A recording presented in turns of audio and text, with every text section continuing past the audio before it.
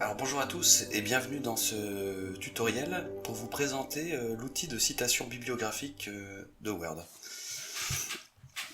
Alors quand vous rédigez un mémoire ou un travail à vocation scientifique, on attend que tous les avis soient justifiés, tout ce qui est avancé, les résultats, les données, soient justifiés par une étude ou en tout cas une publication antérieure qui l'évoque. Alors dans la pratique, ça se situe à ce niveau-là, dans le contexte, où on fait état en fait des connaissances actuelles sur son sujet et des problématiques qu'elle soulève, des questions de recherche qui vont être développées. Et c'est dans cette partie essentiellement que le travail bibliographique a lieu.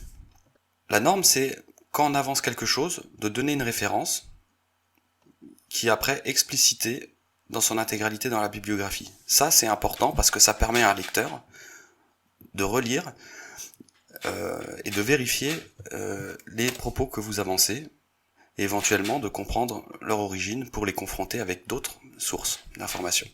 Donc plus on a de références bibliographiques, plus le travail va être jugé crédible. Alors pour cet exemple, j'ai choisi un document issu en fait c'est un article issu de la revue Perspectives agricoles qui porte sur les ravageurs du maïs et ça se fait la synthèse d'une étude sur les différents ravageurs et leur importance. En particulier, si on regarde rapidement le document, il s'intéresse aux surfaces, c'est une enquête qui s'intéresse aux surfaces concernées par les ravageurs et leur impact sur le rendement, noté ici en indice de perte. Alors mettons que mon sujet soit sur, par exemple, porte sur un essai qui compare différentes protections du maïs, que ce soit chimique ou autre. Dans mon contexte, j'ai besoin de mettre en perspective tout ça, c'est-à-dire de dire quels ravageurs existent, pourquoi ils sont nuisibles, lesquels sont les plus préoccupants, qu'est-ce qui existe en termes de solutions, pourquoi on se pose encore des questions de recherche, et comment nous on va pouvoir apporter des réponses. Donc par exemple, ici, je vais prendre ça par exemple. Voilà, il y a un résultat simple de l'étude, c'est que pour la nuisibilité des ravageurs du maïs, les topins et les pyrales sont les plus impactants. Voilà, ici on se retrouve dans l'indice, les topins c'est un quart des surfaces, avec un indice de perte moyen de 5.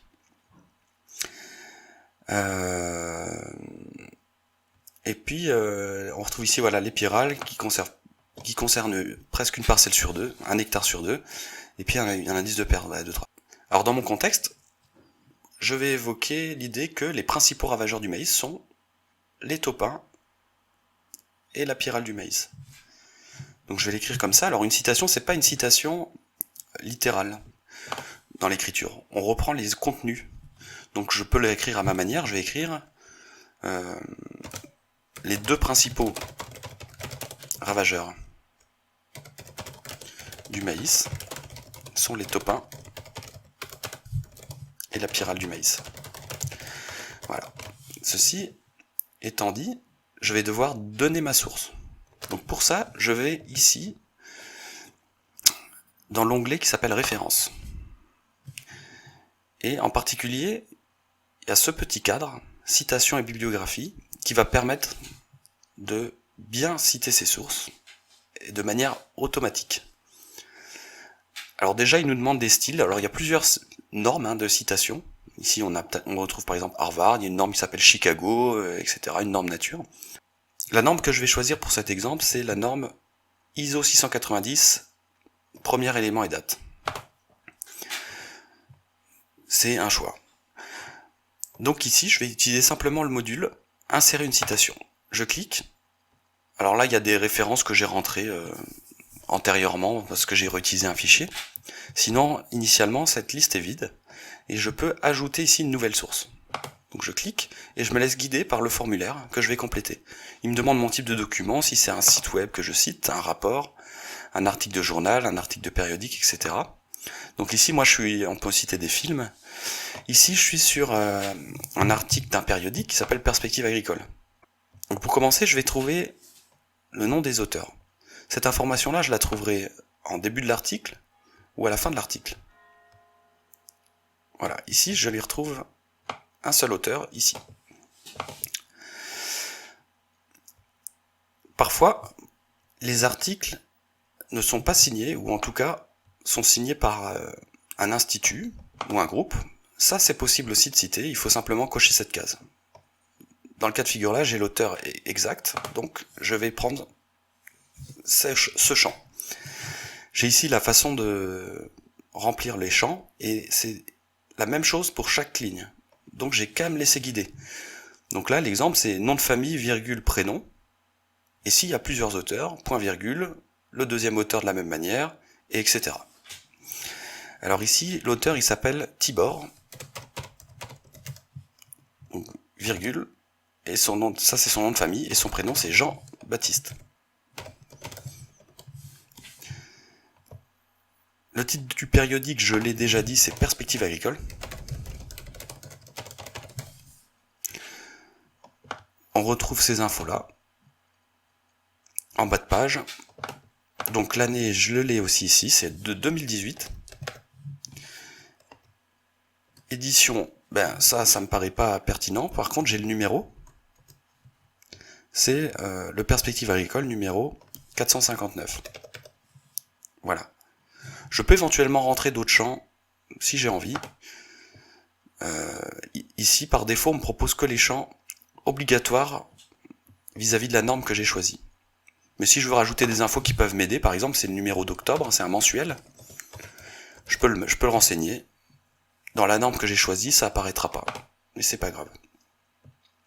Alors le titre, c'est le titre du document, donc le titre de l'article.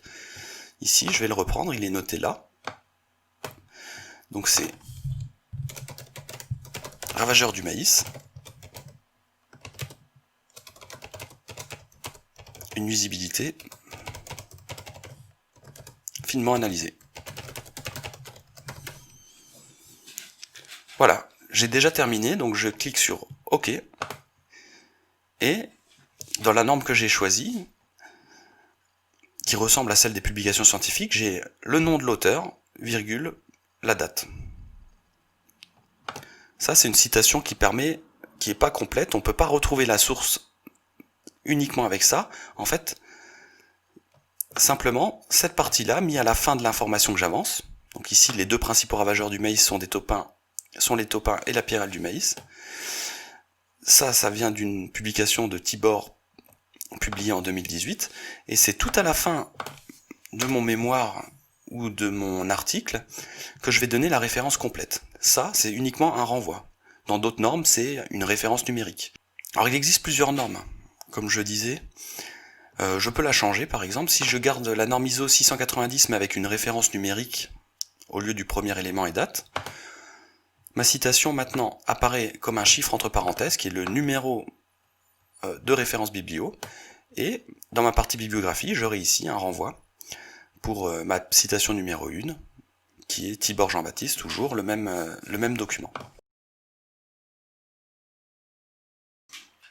Alors le grand avantage d'utiliser le logiciel Word et son module concernant les citations bibliographiques, c'est que dans votre rédaction, vous serez amené à modifier votre texte, à le déplacer, à le réorganiser, à rajouter des nouvelles sources, et lui mettra automatiquement à jour la bonne référence, la bonne bibliographie, peu importe l'ordre dans lequel vous écrivez.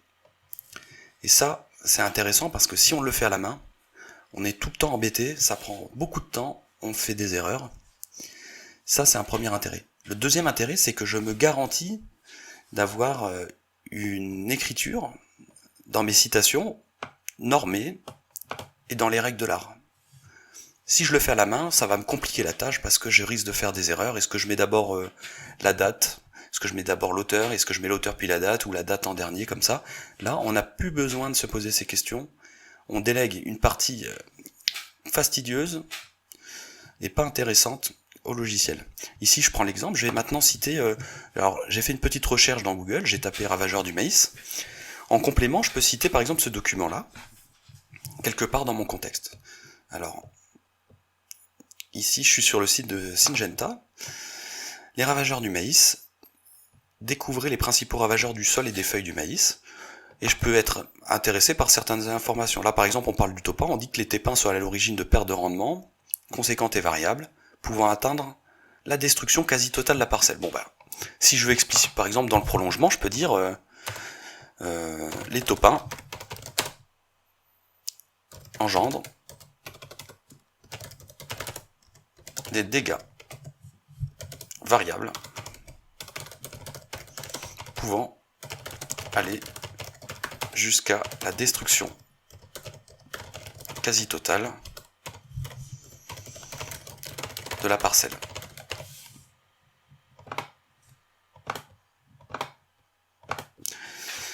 Voilà. Alors, vous voyez, une fois encore, c'est pas une citation littérale, je reprends les informations qui sont avancées ici. Pas mot pour mot, mais j'utilise mes formules pour que ça s'insère bien. Les deux principaux ravageurs sont le topin et le maïs, les topins engendrent des dégâts variables pouvant aller, et puis je pourrais continuer par et les pyrales occasionnent tel type de dégâts.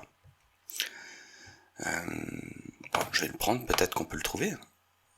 Voilà, pyrale du maïs, galerie creusée provoque des cassures de tiges et des fleurs mâles.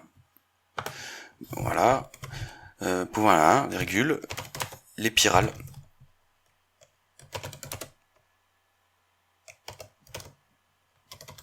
provoquent des cassures, des tiges, des fleurs mâles.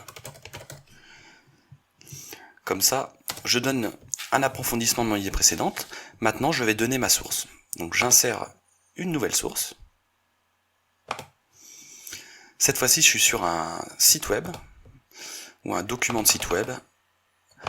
Je vois pas beaucoup de nuances entre les deux, mais voilà. Donc je vais rechercher l'auteur. Si je le retrouve, donc l'auteur, je l'aurai soit en début, soit en fin d'article. Ici, j'ai pas d'auteur. Donc, comme je suis sur le site officiel d'un groupe chimiste qui s'appelle Syngenta, c'est donc eux que je vais citer. En précisant pas l'auteur, c'est l'entreprise qui assume cette publication. Donc je clique cette fois-ci dans la case entreprise auteur, l'entreprise s'appelle Syngenta. Le nom de la page web c'est le titre, les ravageurs du maïs, découvrez les principaux ravageurs du sol. Donc je vais simplement cette fois-ci faire un copier-coller pour aller plus vite. Je vais prendre aussi ça, parfois il y a un titre et un sous-titre, alors ici je les mets bout à bout. Voilà. Le nom du site web, c'est le site web de Syngenta. Alors peut-être je peux trouver comment eux se présentent. Bon, Syngenta France, donc site internet. Ça, sinon je peux trouver cette rubrique dans les informations à propos qu'on trouve sur les sites ou en bas.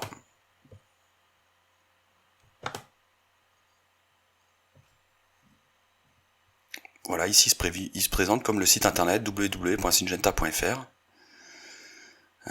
Voilà, écoutez, je vais prendre leur même présentation.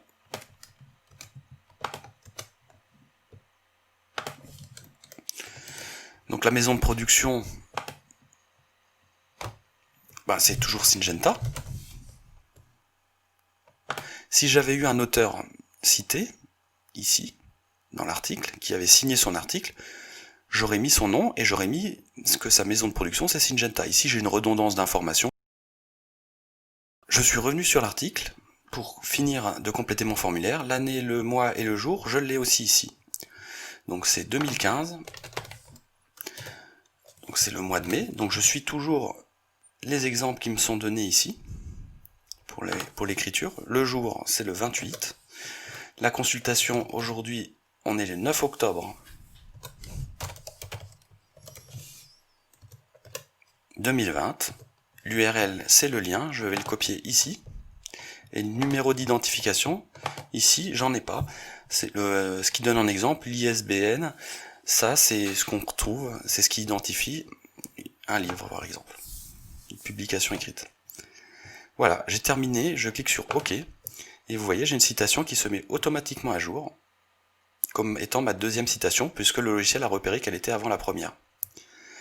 Pour ma bibliographie, pour la mettre à jour à la fin, il me suffira de faire clic droit, mettre à jour les champs, et automatiquement, je me retrouve avec ma liste de références complète. Et vous voyez, l'intérêt, c'est que si jamais j'échange dans l'écriture, j'aborde par exemple, d'une autre manière le problème. Les taux pas engendrent des dégâts variables pouvant aller jusqu'à la destruction, point. Ce sont les deux principaux ravageurs du maïs. Et pour les champs du texte, je peux faire clic droit, mettre à jour les champs, et vous voyez que maintenant, les références ont été changées.